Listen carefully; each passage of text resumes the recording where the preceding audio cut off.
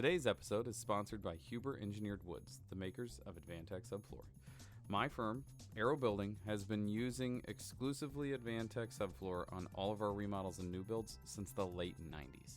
I can't think of another product besides like 2x4s and 2x6s that we were using in the late 90s that we still use now, that we still rely on, that we still think is the best possible thing to do that job. And that means something. I mean, that really means that we're relying on the engineering behind the product, the process for them putting it together. Everything that they do to make a quality product guarantees that we can make a product. And now that we use their subfloor adhesive and screw the panels in place, I don't feel like I've ever built a better floor assembly. Anything stronger, anything more rigid, anything that I felt like I could put my name on any better than with their product. So check out their Bringing Your A Game campaign on their new website, huberwood.com. Thank you, Huber Engineered Woods. Today's episode is also sponsored by Aero Barrier. This is a unique product that you kind of have to see to believe. It's a great addition to your air barrier that also comes with guaranteed results. The process of installation gives the site crew real-time results so that those performance benchmarks for air leakage can be easily met. They're pressurizing a building, aerosolizing a sealant. That sealant finds those cracks for you and seals them. And because they're using basically a blower door to measure the air moving through the building, those real-time results are simple. You can give them a performance benchmark and they can say, okay, we'll tell you when we get to that point. New construction or even existing homes can benefit from less air leakage, and Aero Barrier can help. I've used the product on 2 homes now, and we're able to make those air leakage numbers be like 1/10 of what's allowable by passive house standards, and that's a pretty amazing thing. That means we're chasing like half a business card worth of total opening on a 9,000 square foot envelope. Those are holes that we weren't able to find without Aero Barrier. You don't have to be the world's most high performance builder to see value in this product. I think that this product is going to be something that we see in every home. Anybody who's really trying to meet those air leakage standards that are met forth in the code, this can be a great addition to your air barrier. And I think when you partner it with other good quality building practices, this thing is simple and it's a no-brainer. Check them out and find your local installer at aeroseal.com. I just wanted to say, Aero Barrier, thanks for your sponsorship today. Also, stick around after the episode for a special announcement about a pretty cool giveaway that the folks here at the Unbuild It podcast are going to let you in on. Welcome to the Unbuild It podcast. Before we get started today, I wanted to give you guys a couple bookkeeping reminders. Our website is unbuilditpodcast.com. You can email us at questions@unbuilditpodcast.com. You can find myself, Jake.Bruton, B-R-U-T-O-N, on Instagram. You can find Peter at Building Right Peter on Instagram, and it's Right, W-R-I-G-H-T. With a W. W. Yes. And then Steve is Stephen Basic Architect on Instagram. And we're going to ask, and we're Unbuild It Podcast on Instagram. We're going to ask that you go to iTunes and leave us a 5-star review. And if it helps, please. And I'm going to turn it over to Steve because Steve is going to introduce our topic today. Steve, take it away, buddy. Okie dokie. Here we go. So, we call ourselves the Unbuild It Podcast. What a great opportunity for us to sit here and discuss unbuilding. It's a concept that I highly favor in my work. I do probably, about half of my work is remodeling projects. And I find nothing better than going into old buildings. Sometimes I'll jump fences and go into other buildings that people are demoing that aren't even my project. Hold it. How high are these fences that you're jumping? Quiet. I'm like an antelope. Okay? Nice. I run like a cheetah, I jump like an antelope, and I roar like a lion. Okay? Nice. Are you happy now? I can see that. Okay. All right. Now shut up. All right. So, see, I lost my whole train of thought. I hate you guys. All right. So no, unbuild it. Let's talk about this for a second. I think one of the single greatest elements of my career was having the ability to take buildings apart with the people that I took them apart with. Right? All the people at Building Science and Joe, Peter, Coda, Betsy, all these people, because there is no better way to understand failures or understand, let me back up even further. There's no better way to understand success unless you truly understand failure. And what better way to understand failure than to take something apart and understand? Now, you might be remodeling a project that didn't have a recognizable failure, but that doesn't mean that as an architect there's not a benefit for me to be there when they're demoing it and they pull the cladding off and then pull the building paper off. I take a quick look at the sheathing. I can see wetting patterns. I can see how things rotted, if they did rot. Where did they rot? Is there a logical way that water got to that place for it to rot? Is there absolutely no rot? I thought I was because there's something this. to learn there. I thought you too. said I was introducing this. Thank you, buddy. Yeah. Continue. Now I lost my thought again because I'm on a roll, but you guys keep interrupting me. Is your intro done yet? Yes, it's all done. So I think that the best thing we can do is unbuild it. But seriously, I take even sometimes I'll find myself walking around the job site and I'll just take 24 pictures and not really trying to understand what they mean. But then I go home and I'll take a look at those 20 or some odd pictures and I'll just look at them and say, is there any evidence of water damage or something? What's happening in that wall? And sometimes you delete them and, hey, you can't find anything. But there's a lot of times where you can look at the wall and say, hey, look at this. Or how many times, Peter, have we gone by masonry buildings and you literally see cracks developing in the masonry building from certain corners of windows or whatever, and you sit there and you try and understand, what forced that? Because it didn't get installed that way. So there is, for those of you that remodel out there, but even the guys that are doing new construction, and ladies, that when you get the opportunity to go into an old building or a remodeling job or renovation, to take a really close look at what happened in that 30 years or 50 years or 100 years of that house, because it tells a very dramatic story. And in some ways, it tells stories that kind of go against some of the myths that we believe here. Not, today, that doesn't happen. I've been in buildings that have this, structural is a huge one, right? We build houses now, we put in all kinds of hangers, ties, angles, clip angles, this and that. And then I'll renovate a project in New England where the whole second floor is held by a 1x6 ribbon board that's rabbited into balloon framing. Yeah. That hasn't fallen over in 200 years.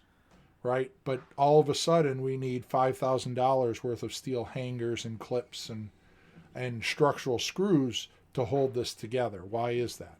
Right? The structural one's somewhat of a no-brainer, or we've all seen it. You go in there and there's a 2x8 that has 3 3-inch holes in it. And then one pipe runs through one of the 3 holes. Right? The other 2 were just in case we wanted to add a pipe. But, go ahead, Jake. You want to say something? In the wrong spot. Yeah. Or they drilled the first 2 in the wrong spot, and then they actually figured it out. That conversation about hangers and things like that in engineering today, I actually had a conversation with an engineer recently here in Columbia, and what he said was the reason that we're able to look at things from the turn of the last century and say, well, those were really well built. Those are never going to fall apart. That's why those table saws that are 150 or 100 years old are still running, and they're as good as, because they didn't do the engineering. They just overbuilt the hell out of them because they didn't know what the break point was, so they just made it as good as they possibly could. Mm-hmm. And so now there's this sliding scale where we know where the breaking points are, and now we try to ease up to those without actually getting to them so that we're not overbuilding things. It's a really interesting conversation, but it doesn't necessarily have to do with the unbuild it idea, I guess. Well, in a way it does, because I was doing a 2-day building science training for AIA New Hampshire. And the guy who was the president at that time is an architect named Sheldon Penoyer. And I got halfway through the second day, and at lunchtime, Sheldon stood up and he said, "You've done nothing but terrify everybody in this room. I'm going to hire you to go back and look at least at 6 of my projects that are 8 to 10 years old. And we're going to figure out how they're actually working." And like all these other architects are like, "You're crazy. You're going to don't do that. You're going to open yourself up to liability." And Sheldon said, "I'm already liable for them. You know, the statute of repose in New Hampshire and Vermont is 10 years. So I won't be able to sleep at night until I can figure out what I've been doing wrong and what I've been doing right." And he actually hired me to go out and look at 6 of his buildings. And we learned a lot about stuff that he was doing right and stuff that he wasn't. And so it takes a lot of guts to unbuild your own work, right? But it informed change, right? He's built in high performance, designing and building high performance almost all the time, a lot like Steve, because he's not afraid of his projects, right? He's not. I mean, when I was building, it was like, well, thank God we're past the warranty period, because now I never have to get any closer to that project, you know, than a lawyer would make me get to. And that's exactly the wrong way to approach, you know, learning from our mistakes. Sam Levinson was a journalist in the 1930s who said, "We have to learn from the mistakes of others. We can't possibly live long enough to make them all ourselves." So that's the other part of unbuilding is if you learn something about your project, you got to share it, right? So that we're all building better because we're sharing our successes and our lack of successes.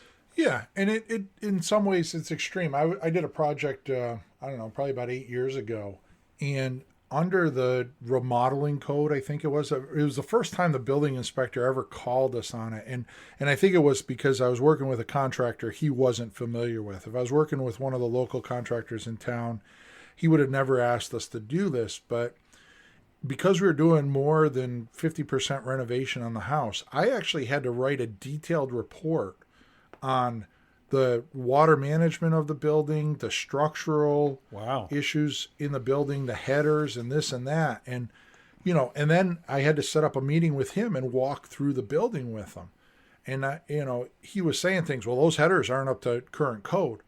And I said, Glenn, that header has been up there 120 years. If we put a level on it, it's dead on. It hasn't moved. Why are you going to ask us to pull that out and put in 2 new 2x8s in that 2x4 wall? I said, that's ludicrous.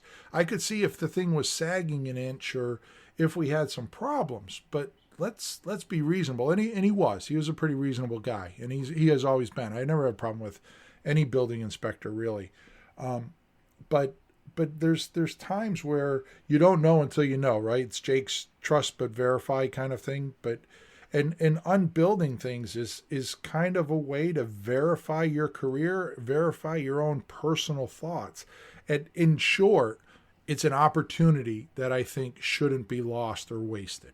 You take a building apart, take the time to analyze the building and understand if there is a failure, how it failed, what caused it, what could have been different to remedy it, and how do we change the way you do things when you put it back together. So you talked about photos, Steve, and I just want to, do a plug for not only taking photos when you're doing a remodeling project. When I do building investigations, I've gone from taking a very few pictures to photographing everything, because you're right. I get back to my desk and I pull up the photos and I see things when I look at them in my office that I did not see when I was on the job site. Yeah. So, but you could say, well, that may be a good idea when you're looking at a building investigation or an existing project. What about photos for new buildings? Like, John Abrams with South Mountain out on the Vineyard, who takes photographs of all parts of his new home as it's being built when it's done, as a photo record of that building. And he's going back and used those photos to help him understand, how to do a remodeling project, how to investigate a problem with that building, because he's got this photo record to go back. So you can unbuild it with a photo record as well. Right. Same here. I think that's, we actually talked about that today. The plumbers and HVAC guys were wrapping up. The electricians are already done. And we were looking at the schedule, and we were talking about blower door testing and when the insulators were going to get there and who was going to be responsible for a couple things. And my foreman said, okay, I think I'm going to come in on Saturday, do a little bit more cleaning, and I'm going to spend a couple hours here taking pictures if that's okay. I'm like, yeah, that's 100% okay, because even if it allows us to go, that's where we put the TV mount at this height. Yeah. Because it wasn't noted on the plans, but the clients made a specific request. Those are invaluable just moving forward in the rest of the new home construction, much less 10 years from now. And what we're doing with our closeout paperwork is the clients get a copy of every single picture. Yeah. And for all you young guns out there's probably no better way to make yourself look like a true professional than when the client or somebody asks, hey, where's the mounting for that grab bar in the shower or whatever it is? And you say, oh, not a problem. Let me pull up that photo. I mean, you look like a genius in a heartbeat in front of that client. Yep. When you deliver that photo of, hey, here's the blocking. It goes from here to about here. And, that's what you want to look like, right? So during our pre-show today, we were talking about what we were going to discuss, talking about what we're going to talk about, and the idea that we all have learned things from building failure investigations or just from the remodeling process. Would one of you guys like to start us off with a formative story of something that you investigated in the past or had to work with that changed the way that you were doing that you were recommending or designing things? I'll go first, Steve. No, that's all right. Go ahead, man. I'll defer to you. So in the last 2 or 3 building investigations I've done, something has jumped out at me, particularly with regard to blower door test results. And in 2 recent projects, it wasn't the overall air tightness number that was the key. It was the distribution of the air leaks that drove the problem. So in both cases, these homes had well below code air tightness. It wasn't a problem with the overall tightness of the building. It was a problem with where the particular leaks were in the building. And, I do most of my building investigation work in New England, but not exclusively. And certainly in cold climates, it's almost always air leakage up high in the building that's the source of the problem, because that's where the stack effect drives the moisture, and that's where you pressure. Get condensation. So that's a lesson to be learned, is that we have an awful lot of people in the industry that are focusing on the number, like how airtight did I get that building. While that's important, it's the distribution of the air leaks that are going to, also be important. And continuity of the air leaks, right? Yeah. Or continuity of the barrier, air barrier. Yes, absolutely. Steve, you want to go next?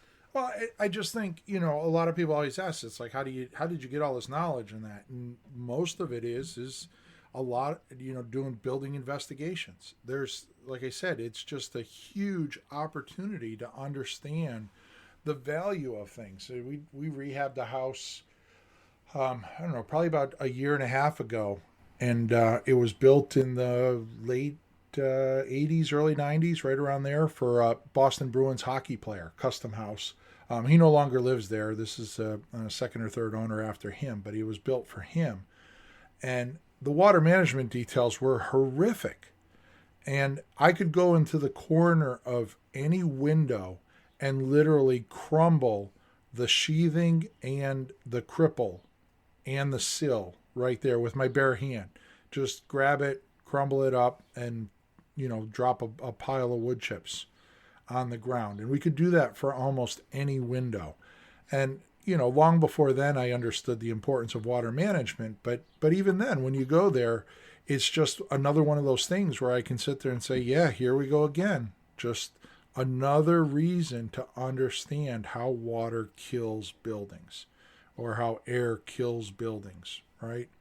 I mean, it's crazy that we have to keep reiterating these ideas and thoughts. But like I said, I started working at Building Science Corporation in '94, and Joe was talking about all this stuff that we're scrutinizing over now. And what is it, 26 years later? And we're still talking about how tight should a house be? Should we have ventilation in a house? Basing a podcast on these ideas. Yeah, how do you install a window? It's like, really, in the light of our industry thinking we're so great, we can't install a window properly. It's crazy, but there's just a huge opportunity, I think, in unbuilding it and trying to understand how did it fail. You know, look at the older houses. A lot of them didn't have necessarily all the control layers there. And in some cases, that was probably to their benefit, right? I know the house that I'm in right now, living in, the insulation in the wall was, to say air permeable would be a true understatement. It was kind of like air helpful. Filter fabric? Yeah, pretty much. But that saved the house, right? Because the air moving through took energy with it, and I basically paid to bake the house dry for years and years until I renovated it. But seeing again how those things fail, you know, my advice would be to the builders and contractors out there that do renovation, remodeling, or whatever. When you're pulling stuff apart, you know, take a few seconds and just slow it down a little and take a look at what you're doing and fully document how you're taking it apart, and just take a bunch of pictures that you can go back and check out. Like you said, Peter, a lot of things you don't see, even on new construction. It's the same way. I'll take a bunch of photos and then review it, because you're at the job site. I'm worried about things like, you know, don't back up far enough where you fall down the stair hole or out the window or whatever. But I'm trying to capture these pictures of flashing and, you know, weather-resistant barrier getting installed. So you have to concentrate on life safety and then take the picture. Well, when you're doing that, you're not going to necessarily pick up on every little thing. And here's the real kicker. With technology today, I could take a picture from the ground of a roof eave 35 feet up, throw it on my computer, and zoom in on it like I'm 2 feet away. Yeah. And it's truly amazing. So when we first started thinking about this idea for the podcast, I immediately went to one story from my past. This is 20 years in the business, and for the majority of the time that I worked for the previous owner of my company, my father, and for the first couple years that I owned the company, we were mostly a remodel, renovation, and repair company. So I was not a new home builder. So all I did was fix mistakes. All I did was tear things apart to put them together in a different way.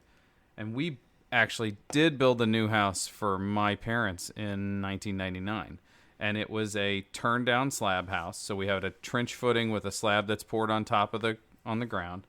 In 99, there's no building code. There's no, the county doesn't have any regulations for what we're supposed to do. But we still were building a 2x6 wall at that time already, and which was really unique for our market.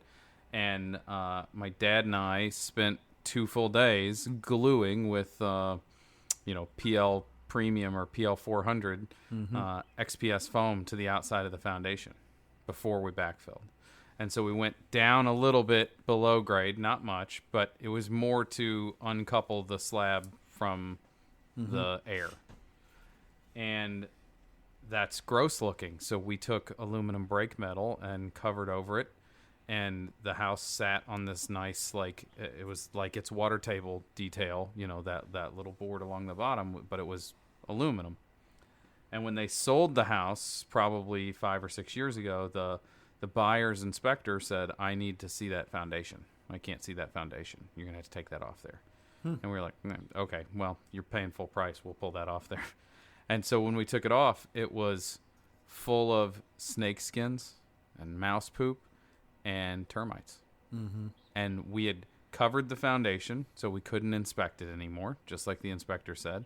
And we had created a nice habitable space that was, they weren't eating the aluminum flashing side of the insulation. They were eating the concrete side of the foundation because in the winter, I'm sure that was still above freezing because it was coupled to the interior temperature. And the pulling that off there and looking at all these high performance details that are published where they're talking about putting insulation on the outside of the foundation, and it's like, oh, this is a groundbreaking, earth moving moment for me in my career, because I was just like, okay, well, we're never going to do that again. That was a horrible idea. And we thought we were doing a good thing, and we thought we were executing it really well. And I was like, there's no way that I can, we have expansive soils. I can't parge that with stucco. I can't put stucco over that and expect it not to crack and then let bugs in still. And if we're going to bury it below grade, I'm going to have no access to it ever again. And so it was just like one of those key moments in my career where I looked at it and went, oh my gosh, best intentions. And it didn't work. And it didn't do what we wanted. And I think that being a remodeler for that long really guides the way that I think about our buildings, our new construction today. Hey, Steve, that story makes me think of one of your mantras, which is whenever you put something on a building, think about not only what it's keeping out, but what it's keeping in. Oh, yeah, definitely. Definitely. And when I hear, stories like that, what it makes me think about is, you guys have heard me say it. We said it on a podcast where if I build the second house the same way I built the first house, then I'm not doing my job as a professional. Well, the same thing is for unbuilding. If I take a house apart and I continue to do things the way that I've always done them, then I really didn't take the opportunity to learn something from unbuilding and renovating that one house, right? Because like you said, Jake, I've been arguing, I don't think I will ever put insulation on the outside of a foundation wall because I've seen just too many times where, what do you cover it with? How do I keep rodents out? How do you deal with that? It's a nightmare. And, that allows me to draw some kind of conclusions. And now, I've never done it before, but when I hear your story telling me, then that's an opportunity where it just reinforces my idea that, hey, I may have never done it before and had it failed, but Jake has, right? Peter's line of we all don't have enough time in our lives to make all the mistakes. Well, here's an opportunity to learn from Jake's story. Yes, it's only a sample of one, but for me, that's a pretty darn good sample, especially when it's simply reinforcing a thought that I already have. So I wanted to go back to the leaking air thing. And, this comes up a lot that, well, wait a minute. In Steve's house that was built in the 80s or 90s, Steve? Yep. Wait a minute. Does the leaking air get things wet or dry them out? And the answer is yes. And so there are times in the year that leaking air is wetting an assembly, but then there's another part of the year where that leaking air could be drying out that same assembly. And this comes up all the time. Like there's a balance between wetting and drying, and you've got to figure out whether that building is at the end of the day or at the end of a year wet or dry. And this gets to one of the key parts of my work for building investigations, which is I would say about 40% of the time I have to go to the client and say, I'm pretty sure I understand what's going on, but I can't be sure unless I come back later. And this always really pisses them off, of course, because wait a minute, this is mission creep. I hired you to do the evaluation. You're going to charge today. me for another. Exactly. And the idea is that I can't tell you the number of times I go in and I do moisture measurements on the inside of the roof sheathing in March, and it's wet. But the question is, what is it in September? Because it's quite possible that assembly is getting wet and it dries out. And if it dries out before the mold or mildew can grow, that building can cycle through indefinitely doing that. So one of the tough things about unbuilding buildings is that if you go in and just take a snapshot, there are going to be times, no matter how good you are, that snapshot will not be adequate. So collecting data over time may be what's required to figure out what's going on with that building. And sometimes I can use like a modeling program like Woofy, right, which does show me, hey, this leaking area is getting something wet. This leaking area is also drying something out. It can help me understand which one's going to win at the end of a 4-year cycle. But sometimes you just got to go back and get more data. Right. It's taken me a while to learn in my business to have the confidence to say, I'm really sorry. I know you hired me to come and give you an answer with a snapshot, but I'm not always going to be able to do that without collecting more data. I can't answer the question right now. It's the right data too, Peter, because it's the knowing what questions to ask. Recently, I came across and had a conversation with somebody, and they were saying, I do this, and we put data loggers in our walls, and we measure this, we measure that. And I said, okay, that is certainly a great approach, but do you data log the rooms inside? And he said, what do you mean? I said, do you put data loggers inside the room? Do you know whether or not somebody has a humidifier? I said, yeah, how do you know what the wall is responding to if you don't know what the room is doing, right? Because I've done building investigations where they were multi-generational housing, and each bedroom had 2 to 3 people in it, and it was a 3 or 4 bedroom house at 1,800 square feet, and they got a dog and they cook a lot and etc. Well, that's a lot different than a 3,000 square foot house that has 2 people in it that eat out all the time, right?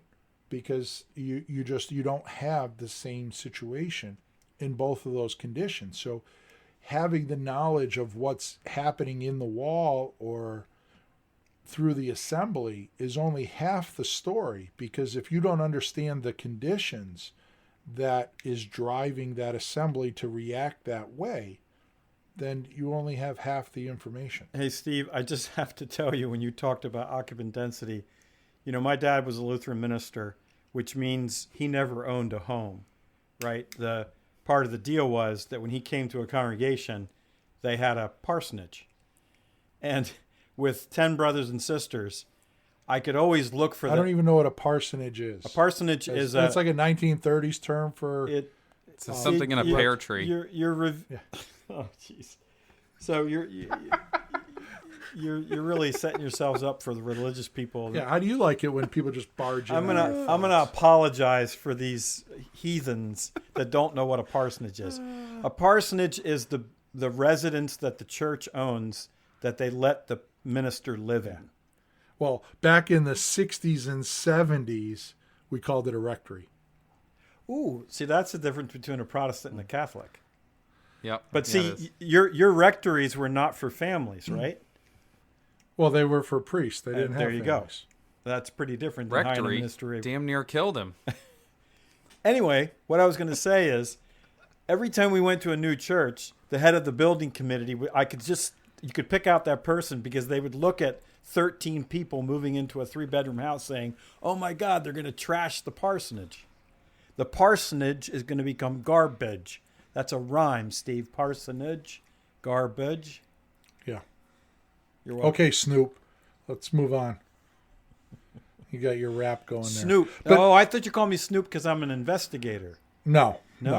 I'm trying to get you to understand the 80s and 90s, but it's a challenge. But that does it. I mean, it just brings up a good point. That is just another piece of wisdom that, working with the people that I worked with in the past, mostly at Building Science Corporation, is that when you walk into a building to do a building investigation, you don't say, well, where's the leaks? Let's go to them. You walk around with the person that is maintaining the building, and you ask them simple questions like, are you positive or negative in this building? How do you guys operate it? What humidity do you run the building at? Is there any special conditions? Occupancy? How often is the building open? Is there times where you get a lot of people? It's just this handful of questions can start laying out that roadmap long before you get to the building problem. And Steve, in understanding what it is. And that, it's funny you should say about they always want to take you to where the problem is being expressed, which is rarely where the problem is originating. Jake, you got an interesting story about how far away the problem. Yeah, can save be. it for the next episode. Thanks, Jake. What? No, go ahead. I'm sorry. We're having a good time today. I We know are it might having a good not time. read that way, but we actually do like each other. I had a I hate client you guys. call, and she said, I have a window that's leaking. And we went and we pulled casing off the inside of the window, and sure enough, the sill was damaged, and I pulled drywall, and the plate was damaged below it. And so I went outside and pulled the siding off on the outside, thinking, oh, this should be easy to find. You know, the head of the window's leaking. And we started at the head, and we went down, and I found no sign of water intrusion whatsoever anywhere on the outside of the building, and was really concerned that the window was installed properly. It was not a house that I built. It was somebody else's. I was really concerned that the window was installed properly, and I wasn't finding the leak. And so we put the tape back the way it was. We bought new tape, retaped the window, and sprayed it again. And I was like, I don't know. And so I convinced her to let me leave it open. And like 2 days later, she called. She said it's leaking again. And I said, okay, great. So I went right over to her house, and the rain was blowing from the other side of the house, and that wall was not wet.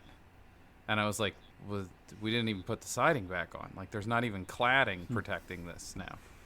And over the course of 2 more rainfalls, over 3 or 4 more days, we figured out that it was a valley leaking onto a top plate and then running about 60 feet down this wall and over to this window. And it just so happened that they had drilled above the header to run a wire down, and it was coming through that and then across the header and down the backside of the jam. It was like, oh, this is more important than what we thought it was going to be, because where it's expressing is not where it's leaking. And that was quite the challenge. You know, Jake, I'm working on a project where I just finished up where, you know, talking about not just following the source as opposed to where it's expressing, it's not making assumptions. Because I had this one project recently where there was a leak that was right in an area where there is an addition with a low slope roof on top of it, and they built a deck on top of the low slope roof, and it was leaking at that where we thought was the connection of the low slope roof to the building. And so as we're water testing it, we're of course focusing right at the joint between the low slope roof and the vertical wall of the rest of the building. And it turns out that's not where the leak was at all. It was at a light fixture 6 feet above, and it only leaked when it blew like hell on this coastal location. So, you know, we were so focused on where we thought the leak was, which is, hey, it's got to be down at the flat roof leak. Exactly, flat roof leak. And turns out that's not where it was. So the other danger in unbuilding stuff is you can't make assumptions, because they can come back to burn you. No, but to flip that positive, that's where the opportunity lies, right? That you get to understand, like in Jake's story, if I'm a young builder and I take apart windows and take off claddings, then maybe I can see and trace back where that leak originated from. And now all of a sudden I've come to the understanding that, wow, this window leak was not right here and confined to this window, that it actually came in from over here. So my water management at my roof or kick-out flashing is what was the failure was there, not at necessarily my window flashing, but somehow that they're linked together, that water management, and understanding just the extent of how damaging water can be and how far reaching it is. And Jake, and another example of where the answer the first day wasn't going to be enough. You had to have more data. Yeah. Yeah, and just like occupancy and occupancy conditions, outside weather conditions, right? I've had a bunch of clients that say, or, you know, occasionally I'll get an email from a builder, Steve, we've been out to this house 4 times. There's a roof leak. We can't figure out what it is. Is it possible to hire you to come out and take a look at this or whatever? And it's like, I don't know. It could be one of these times where the first thing you do is you tell the homeowner, when it leaks, document what's happening. Like, is it cold outside? Did it rain heavy, light, medium? Was the wind blowing? What side? What direction was the wind blowing? And now that you have that documentation, then you can get a slightly better understanding of, okay, well, we know it's coming from here and it only comes in at this time. And you can start painting that failure picture, if you will. I really nerd out when there are things like that too. I actually get really interested. Now, don't sell yourself short. Obvious. You nerd out.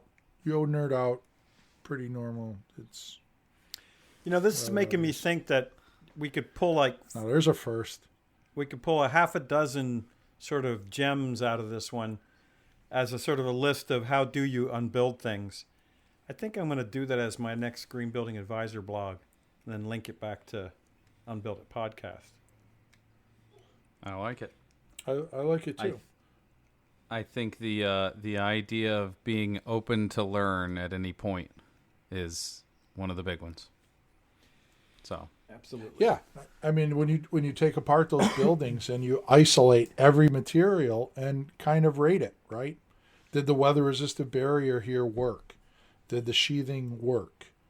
Did that the ones that I love is when you go up and the clapboard is literally caked with caulking in the corner, and then you pull it off and everything behind it's rotted out. It's like, okay, maybe this has something to do with the tuba caulk per linear foot that we have going on the outside corner here. Not just another pretty face. Yeah, not just another pretty face. That maybe somehow those two are related. Or the fact that absence of rain screen, right? Is there a reason why these things failed because of that? And it could be flipped too, right? You could pull things off and say, wow, house is 50 years old. Look at that wall. It looks like it was put up yesterday. Well, then now take a look at the wall, and rather than understand why it failed, ask all the questions on why did it succeed, and unbuild it in a positive realm instead of a negative realm, and try and understand that. And really, Steve, when you do your drawings and you're trying to line up all the continuous control layers, you're unbuilding your drawings, right? You're looking at it from a lens and taking your building apart as you're building it. Mm-hmm. Exactly. And as a young architect or young builder, it's always great to take apart other people's work and see how they put it together, right? How are things layered, stacked, installed? Does this go over that or under that? Does it go alongside this, or how does it go? And I can get behind the idea of judging other people. I like judging other people. I can live with that. Well, you're probably used to it. I am. I'm married. On that note, well, good standard 1990s joke, comedy, 30-minute comedies. Okay. On that note, do we want to call it a day and say? No, I have about another hour in me. Okay. I'll be back. I'll set a timer. Yeah, we'll just take over, Steve. We'll let the microphone run, and you can just babble. Oh, so I babble now. I gotta go feed the meter. Okay. Thank you, gentlemen, for the Unbuild It podcast today. I'm Jake Bruton. I'm Steve Bazek. Steve Bazek Architect on Instagram. And I'm Pete. Socially disconnected. Jake, socially isolating myself. Hey, Jake, I'm going to take this opportunity also to plug something that you and I are involved in. Peter isn't yet, let's just say. But anyways, both Jake and I are on the Build Show Network. We provide, weekly videos on stuff we do every week. And it's just another level of education that we throw out there in the belief that, together we can all make tomorrow a little bit better in the building industry. So if you get the opportunity, go check out the Build Show Network. It's buildshownetwork.com. Jake's on there. Myself is on there.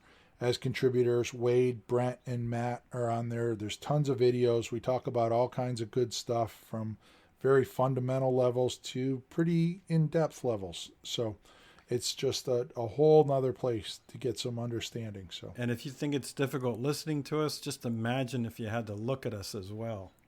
With a hey, big Well, I at do least- some pretty good dancing. You should watch my videos. Obviously, you haven't watched them because you would have commented least- on my dancing. Well, I know you're like an antelope and a it's free. cheetah. I know that much. Yes, yes.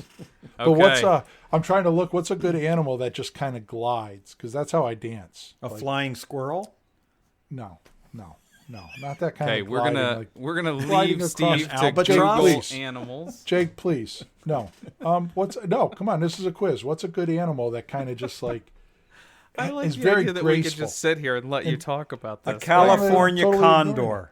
There's a glider. No. I want something graceful that walks or runs. Like, And that glides? yeah, just has a really graceful gait. Hans you know? Christian Andersen? No. All right. I hate you, both of you. Now I am definitely leaving. All right. I'm gonna pick this up later. I'm gonna find that exact animal that I'm looking for, and we'll Can't wait. take this conversation to the next Okay. level next time. Thank you for listening. I think this was off the rails ending, but thank you guys for listening. Until next time, this is the Unbuild It podcast. See you guys. Thanks for listening today to the Unbuild It podcast. Because you stuck around like I asked, I wanted to give you a little insider information, the insider scoop, if you will. The folks and I here at the Unbuild It podcast have decided that we wanted to say thank you to our listeners, so we're going to do a really cool giveaway. On November 19th, we are going to give away a Yeti Tundra 105 cooler. This is one of their big boy coolers. This is one of the coolers that holds, I think it says 67 cans of beer or 85 pounds of ice. So this is not one of the little lunchbox coolers. This is one that you're going to fill with water for your whole crew and take to the job site or take for the weekend camping. This is a great cooler. We're excited to give it away, but we're not just giving away the cooler. Our sponsors, Huber, Sega, Benjamin Obdike, and Aero Barrier, have sent us a bunch of swag to pack inside this cooler. You can't see it, but my hands are moving and gesturing as if I'm putting something inside of a cooler. You should subscribe to the Unbuild It podcast on Instagram and stay tuned next week, because next week we're going to launch this contest on Instagram and you'll be ready for it. So, thank you for listening to the podcast. We want you to pay close attention to Instagram so that you can win a really cool Yeti cooler full of really cool gear from our sponsors. So, thanks for listening to the podcast. Till next time, I'm Jake Bruton, and nobody else is here to sign off, so it's just me. See ya.